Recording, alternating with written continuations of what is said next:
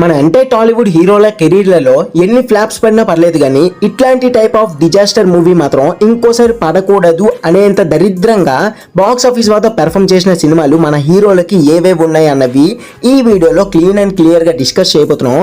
So కాబట్టి ఈ video మాత్రం ఎట్టి పరిస్థితుల్లో కూడా స్కిప్ చేయకుండా లాస్ట్ వరకు చూస్తారని మై హోప్ కోరుకుంటూ వీడియోలోకి అయితే వెళ్ళిపోదాం. ఫస్ట్ గా ప్రభాస్ అన్న కెరీర్ లో ది రాడ్ మూవీస్ అంటే గుర్తొచ్చే సినిమాలు రెండు, ఒకటి ఆదిపురుష్, రెండు రాధేశ్యామ్. ఆదిపురుష్ కోసం మాట్లాడాలంటే అసలు ఓం రావుత్ గారు ఏం చెప్పి ప్రభాస్ అన్నని ఒప్పించాడో అసలు మనకైతే తెలియదు. బట్ ప్రభాస్ అన్న మాత్రం ఫైనల్ అవుట్పుట్ మాత్రం మూవీ రిలీజ్ కాకపోయిన ముందు చూసుండారు. ఒకవేళ చూసుంటే మాత్రం పక్కా నిజంగా ఇదే జరిగేది. అసలు అందరికీ తెలిసిన రామాయణాన్ని ఇంకా డిఫరెంట్ గా కొత్తగా ఎలా చూపిస్తారా బాబు అని ప్రతి ఒక్కరు కూడా ఆలోచిస్తుంటే తీరా సినిమా చూసాక అసలు పూర్వ రామాయణం అంతా చెరిపేసి తన ఓన్ గా ఒక క్రియేట్ చేసుకున్న రామాయణాన్ని మన మొహాన్ని కొట్టేశాడు. పైగా ఒకటి ఆలోచించండి, ప్రభాస్ అన్న రీసెంట్ పాన్ వరల్డ్ మూవీ అయిన కల్కి సినిమాకి పెట్టిన బడ్జెట్ అండ్ ఈ ఆదిపురుష్ కి పెట్టిన బడ్జెట్ సేమ్ ఒకటే, అక్షరాలు 600 కోట్లు. బట్ ఇక్కడ కల్కి సినిమాలో చూపించే సంబాలా కాంప్లెక్స్, కాశీ వీటి విజువల్స్ అండ్ గ్రాఫిక్స్ అయితే నెక్స్ట్ లెవెల్ ఉంటాయి. కానీ ఆదిపురుష్ సినిమాలో లంక చూపిస్తారు చూడండి, అది చూస్తే నాకే కాదు చిన్న పిల్లడికైనా నవ్వొస్తుంది మామ. అసలు నాకు తెలియగడుగుతున్నా 600 కోట్ల బడ్జెట్ ని పెట్టారంటే ప్రతి ఒక్కరు ఒళ్ళు కూడా దగ్గర పెట్టుకుని ప్రతి విజువల్ కూడా కళ్ళ కట్టినట్టు చూపించాలి కదా. అండ్ మన అందరికీ తెలుసు కల్కి సినిమాలో ప్రభాస్ అని యూజ్ చేసింది విగ్గే అండ్ ఆదిపురుష్ యూజ్ చేసింది విగ్గే, కానీ దీనికి దానికి నక్కకి నాగలోకానికి ఉన్నంత డిఫరెన్స్ ఉంది మామ. అసలు ఏంటిది ఇది ఒక విగ్గేనా? సరే గానీ ఈ ఓం పురుష్ భజన పక్కన పెట్టేస్తే నెక్స్ట్ రాధశ్యామ్ కోసం మాట్లాడుకుంటే సినిమాకి అక్షరాల 350 కోట్లు పెడితే 215 కోట్లు మాత్రమే కలెక్షన్స్ రాబట్టి వన్స్ ప్రభాస్ గారి కెరీర్ లో ఇంకో బిగ్గెస్ట్ డిజాస్టర్ గా పేరు తెచ్చుకుంది. బాహుబలికి ముందు ఒప్పుకున్న స్టోరీ అవడం అండ్ సినిమాలో సరైన కంటెంట్ ఉన్నప్పటికీ స్క్రీన్ ప్లే సరిగ్గా చేయకపోవడం అండ్ విజువల్స్ పరంగా సినిమా బాగానే ఉన్నప్పటికీ బడ్జెట్ మరీ హై లెవెల్ కి వెళ్ళిపోవడం. మెయిన్లీ సినిమాలో ప్రభాస్ అన్నకి ఒక్క ఫైట్ సీన్ కూడా లేకపోవడం. ప్రభాస్ అన్న సినిమా అంటేనే మినిమం ఫైట్ ఎక్స్పెక్ట్ చేస్తాం మనం, అలాంటిది కూరగాయలు రూమ్ ఇచ్చిన ఫైట్ ఏంటి మావా మరీ కామెడీ కాకపోతే. సెకండ్ మహేష్ బాబు గారి కెరీర్ లో బ్రహ్మోత్సవం, ఆగడు, స్పైడర్, గుంటూరు కారం. బ్రహ్మోత్సవం విషయానికి వస్తే ఇది ఒక సీరియల్ కి ఎక్కువ, డెబ్యూట్ మూవీకి తక్కువ అన్న మధ్య స్టేజ్ లో ఉంటుంది. సినిమాలో హీరోయిన్ క్యారెక్టర్ అన్నది కావాలనే ఇరికించినట్టు ఉంటుంది and mainly overall India trip అన్నది అసలు ఎందుకు వేస్తారో అస్సలు అర్థం కాదు. సినిమాలో పర్లేదు అనేలా ఒక ప్లస్ పాయింట్ ఏమైనా ఉందా అంటే అది కేవలం బీజం మాత్రమే. అండ్ ఆగడు అయితే మరీ దారుణం, దూకుడులో దూకు తీసేసి ఆగా అని పెట్టారనిపిస్తుంది. ఇది ఒక ఫ్రెష్ కంటెంట్ మూవీ అని చెప్పడం కంటే దూకుడులో ఉన్న ఎమోషన్, కామెడీ, డ్రామా అన్ని కూడా కాపీ పేస్ట్ చేసిన ఒక రీమేక్ మూవీ అని చెప్తే చాలా బెటర్ మావా. స్పైడర్ విషయానికి వస్తే సినిమాలో ఉన్న 3 మేజర్ బొక్కలు ఏంటంటే ఆ బండరాయి రోడ్డు మీదకి రావడం ఏంటో, ఇనుపు రాడ్లు కూర్చున్న హీరో బ్రతకడమే కాకుండా విలన్ ని పెర్ఫెక్ట్ గా ఎయిమ్ చేసి షూట్ చేయడం ఏంటో, మెయిన్లీ ఆ క్లైమాక్స్ అబ్బా ఇంకా వద్దులే. సినిమాలో ప్రతి ఒక్కరికి నచ్చింది ఆ క్రూరమైన విలనేజం అని తప్ప మూవీ అంతా డొల్లే. సినిమా వల్ల మహేషానికి ఎంత ప్లస్ ఆర్ మైనస్ అయిందో మనకు తెలియదు కానీ ఎస్జే సూర్య గారికి మాత్రం మంచి నేమ్ అండ్ ఫేమ్ వచ్చిందని అనుకుంటున్నా. అండ్ స్పైడర్ అనే సినిమాకి ఎందుకు పేరు పెట్టారో డైరెక్టర్ మురుగదాస్ గారికే తెలియాలి. విలన్ మీద పెట్టిన కాన్సెప్ట్, శ్రద్ధ ప్రతిదీ కూడా స్టోరీ మీద కూడా కొంచెం పెట్టుంటే సినిమా హిట్ అయ్యేది. గుంటూరు గారం విషయానికి వస్తే ఆల్రెడీ మనం చిన్నపిల్లల ఏజ్ లో ఆటి తేలి మునిగిపోయి వచ్చిన ఎమోషన్ ని మళ్ళీ ఇప్పుడు మనకి పండిస్తామంటే కుదరదు కదా. అండ్ మహేష్ అన్న లాజిక్లెస్ గా హైదరాబాద్ నుంచి గుంటూరుకి, గుంటూరు నుంచి హైదరాబాద్ కి అంత జెట్ స్పీడ్ లో ఎలా అసలు వెళ్ళి వచ్చేస్తుంటాడో డైరెక్టర్ గారికే తెలియాలి. మహేష్ అన్న యాక్ట్ చేశాడు కాబట్టి సినిమా కలెక్షన్స్ వర్షం కురిపించింది. అదే వేరే యాక్టర్ ఎవరైనా యాక్ట్ చేసి ఉంటే కనీసం డేకే వారే కాదు. థర్డ్ వన్ వచ్చేసి జూనియర్ ఎన్టీఆర్ గారి శక్తి అండ్ దమ్ము. జూనియర్ ఎన్టీఆర్ గారి ఫిలిమ్స్ లో ఇప్పటికీ ది వర్స్ట్ మూవీ ఏంటి అంటే ఎటువంటి డౌట్ లేకుండా శక్తి అనే చెప్తారు. ఈ సినిమాలో స్టోరీ అండ్ కొన్ని సీన్స్ లను ఎక్కడో చూసినట్టు ఉంటది కానీ గుర్తుపట్టలేము, అదే మెహరాన్న మ్యాజిక్. బట్ లైట్ గా మగధీర స్టోరీ లానే నాకైతే అనిపించింది. మరి మీకు అలానే అనిపిస్తే కామెంట్ చేయండి. సినిమాలో ఎన్టీఆర్ గారికి విగ్గు పెట్టి ఎక్కర్లేని స్టంట్లన్నీ చేయించేసి లాస్ట్ కి బోల్తా కొట్టించేశారు. అయినా ఒక మాస్టర్ పీస్ డైరెక్టర్ ఇలాంటి మాస్టర్ పీస్ సినిమాలే మళ్ళీ చేస్తారని నిరూపించుకున్న సినిమా కోసం పక్కన పెట్టేస్తే ఆఫ్టర్ దమ్ము విషయానికి వస్తే సినిమాలో లేదే అది అని చెప్పుకోవచ్చు. Routine comedy, double meaning dialogues and songs, సుత్తి ఫైట్స్, లాగ్ సీన్స్ తో బోయపాటి గారు తన మార్క్ ఏంటో ఇంకోసారి నిరూపించుకున్నారు ఈ సినిమాతో.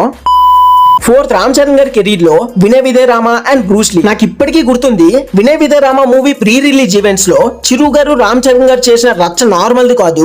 మరి వన్స్ మూవీ ఫైనల్ అవుట్పుట్ చూసే చేశారా లేదా ఇవంతా మనల్ని డాష్ లోను చేయడానికి చేశారా అన్నది వాళ్ళకే తెలియాలి. సినిమాలో కొన్ని డైమండ్ సీన్స్ ఉంటాయి. ఒకటి ఈగిల్స్ ఆ హెడ్ ని తీసుకొని వెళ్ళిపోవడం అండ్ ఆ స్నేక్ సీన్ అయితే ఇంకా బోయా అన్నకి అలాంటి థాట్స్ వస్తాయి. ఇక హీరో ట్రైన్ మీదకి దూకింది, అబ్బా ఇలా ఒకటి కాదు చెప్పుకుంటూ పోతే దానికంటే ఒక స్పెషల్ వీడియోనే చేయాల్సి వస్తుంది. బ్రూస్లీ విషయానికి వస్తే వెంకీ సినిమాని తీసిన శ్రీను వైట్ల గారే ఈ సినిమాని డైరెక్ట్ చేశారు.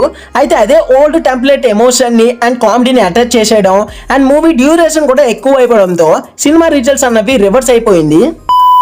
ఫిఫ్త్ వన్ పవన్ కళ్యాణ్ గారి అజ్ఞాతవాసి అండ్ సర్దార్ గబ్బర్ సింగ్. అజ్ఞాతవాసి విషయానికి వస్తే సినిమా లాంగ్ రన్ లో సరిగ్గా పెర్ఫామ్ చేయలేకపోయినప్పటికీ డే 1 ఓపెనింగ్స్ లో క్రియేట్ చేసిన రికార్డ్స్ మాత్రం కొన్ని రోజుల వరకు యునానిమస్ గా పేరు రావడానికి గల reason one and only Pawan Kalyan గారు. స్టోరీని పవన్ కళ్యాణ్ గారు ఫ్యూ మినిట్స్ కాల్ లో విని ఓకే చేసేయడం అండ్ సినిమా స్టోరీ ఎవ్వరికి కనెక్ట్ కాకపోవడం అండ్ సాంగ్స్ లో లిప్సింక్ లేకపోవడం అండ్ హీరోయిన్ కి అక్కడ యాక్ట్ చేయడానికి సరైన రీజన్ లేకపోయినా స్కోప్ లేకపోయినా కావాలని ఇరికించినట్టు ఉంటది. గురూజీ గారి కెరీర్ లో ఫ్యాన్స్ కి మరీ దారుణంగా డిసప్పాయింట్ చేసిన సినిమాలు రెండే రెండు, ఒకటి అజ్ఞాతవాసి, 2 గుంటూరు గారం. ఇది పక్కన పెడితే నెక్స్ట్ సర్దార్ గబ్బర్ సింగ్ కోసం మాట్లాడుకుంటే ఒక సినిమా బ్లాక్ బస్టర్ అయితే చాలు ఆఫ్టర్ సినిమాకి సరైన స్క్రిప్ట్ ప్రాపర్ కంటెంట్ లేకుండానే సీక్వెల్ అని పేరు పెట్టేసి వచ్చి ఓల్డ్ టెంప్లెట్స్ అండ్ అదే రొటీన్ స్క్రీన్ ప్లే ని డైరెక్ట్ చేసి చివరికి సినిమా బాక్స్ ఆఫీస్ వద్ద డిజాస్టర్ అవ్వటం ఇవంతా కూడా ఇప్పుడు ప్రతి ఒక్కరికి కామన్ అయిపోయింది. ఆ విధంగా బ్లాక్ బస్టర్ హిట్ అయిన గబ్బర్ సింగ్ సినిమాని మ్యాచ్ చేయలేని సీక్వెలే ఈ సర్దార్ గబ్బర్ సింగ్.